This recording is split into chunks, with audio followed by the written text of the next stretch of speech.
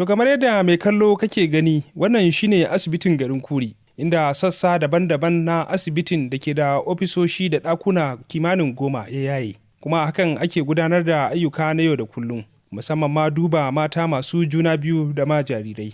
Malama Sera Yusuf Othman ita ce mai lura da asibitin matan da ke garin na Kuri, ta kuma bayyana min halin da asibitin ke ciki. Asibitin Kuri muna gudanar da duk services ɗin da ya kamata a yi shi, amma muna yi ba cikin jin daɗi ba saboda yanayin asibitinmu ga yadda take. Kaga muna karɓan haihuwa, muna yin rigakafi, muna duk service ɗin da ya kamata a ba ma mutum ana yin shi a nan, amma muna yin shi ne a ɗan takaitaccen lokaci saboda bamu da asibiti, bamu da inda za mu ajiye mutane. To ya yanayin yake musamman ma a lokacin damuna? To a lokacin damuna dai ba ma iya ajiye mutane saboda bamu da inda za mu ajiye su. In ana ruwa ma mu ma karan kanmu ma'aikatan bamu da inda za mu zanna mu fake ballantana majinyata. Saboda haka in mun ga hadiri ko za mu ma mace aiki muna kokarin mu sallame ta ne.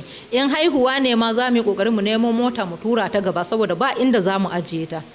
Domin akwai wani lokacin da na ce to tun daga hadiri ga mata kuma haihuwa ya zo bari mu taimaka mata. Ni da abokiyan aiki na sai dai na ɗauki kwano na rike a saman matan haka, ita kuma tana karɓan haihuwa. Aka samu aka yi haihuwan a haka. Kiran da muke ma gwamnati da ƙungiyoyi masu zaman kansu su kawo mana ɗoki in son samu ma na gaggawa.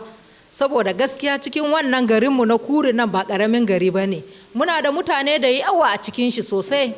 Amma kuma bamu da asibiti, bamu da yanda za mu yi. Idan da za su ji kukanmu su kawo mana ɗaukin gaggawa domin su taimaka mana mu talakawan garin Kuri mu ma mu amfana da shi. To mai kallon mu kamar yadda kake iya gani, waɗannan su ne gadajen da ake amfani da su domin kwantar da marasa lafiya a wannan asibiti na garin Kuri. Kuma kamar yadda kake iya gani, waɗannan gadaje wuri ne na kwanan wasu halittu irin beraye da sauransu. Na kuma ji ta bakin ɗaya daga cikin mata masu juna biyu da ke zuwa asibitin don jin koyaya suke ji da yanayin asibitin a halin yanzu. Haka dai muke fama, muna zuwa gurin malaman ma suna zuwa kullum, za su zo su kuma duk wani majinyaci ba taɓa zuwa asibitin na ya ce ba malami ba.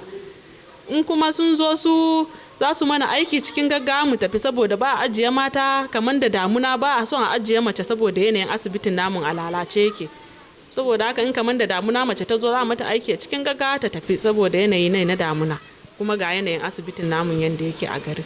Wani magidanci da ke zaune a garin na Kuri ya bayyana cewa maimakon asibitin ya zama wurin neman lafiya, a yanzu ya dawo wurin ɗaukar cuta saboda halin da yake ciki. Mu a wannan asibiti muna tunanin kamar ma gwamnati ta manta da mu, saboda idan da gwamnati ta san da mu a lokacin da aka ce lokacin zaɓe ya yi, mun san kowace santa ana zuwa aje muna akwatuna. Amma bai kamata a irin wannan lokaci ba, ana mulki na demokuraɗiyya, a ce an samu wata asibiti gari kamar na Kuri, a ce an samu wannan asibiti tana cikin wannan hali na inna lillahi wa inna ilaihi raji'un. Saboda wannan asibiti yau mutum ko daga ina ya zo ya ga wannan asibiti, idan kaga ya samu natsuwa sai dai in ba cikakken mutum bane. Balantana asibiti da aka ce mata ne suke amfanar ta, ya zama cewa ban ɗaki ma da mata za su kewaya in ana buƙatar fitsari a yawo, ba ingantaccen ban ɗaki. Ban ɗakin ma kwata-kwata yanzu maganar da ake ba ban ɗaki. Wannan waje ya zama waje ne na kiwon lafiya, amma ya zama yanzu fassarar mu da muka mashi waje ne na ɗaukar rashin lafiya, don ba wajen kiwon lafiya ba ne nan. Bai kamata a ce wani waje da ake tunanin za a ba ɗan adam lafiya a same shi kuma shi wajen baya da lafiya ba. To wajen da baya da lafiya kan shi ya mutum zai zo ya samu lafiya a wajen.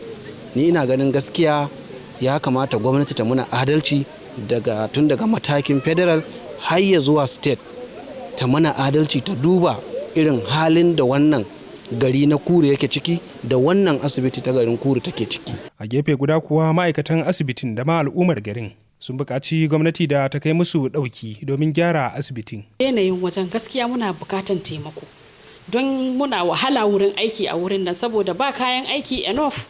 Mu dai muna zuwa ne muna yin aiki, ko in an fara ruwan sama ma sai mu rasa yaya za mu yi. Mata za su so suna buƙatan services, mun ga ruwa sai mu rasa yaya za mu yi da su. Haka dai muna ji muna gani za mu nemo mota mu sallami mata. Gaskiya hakan din baya mana daɗi, saboda mu mace ta zo wurin mu ta samu lafiya shi ne burin mu, amma ta zo ta an samu wani damuwa kamar ruwan sama ya sauko sai mu sallame ta. Gaskiya ba ma jin daɗin wannan abu. Mun kuma garzaya zuwa hukumar da ke lura da lafiya a matakin farko na jihar Gombe don jin ko tana sane da halin da asibitin ke ciki.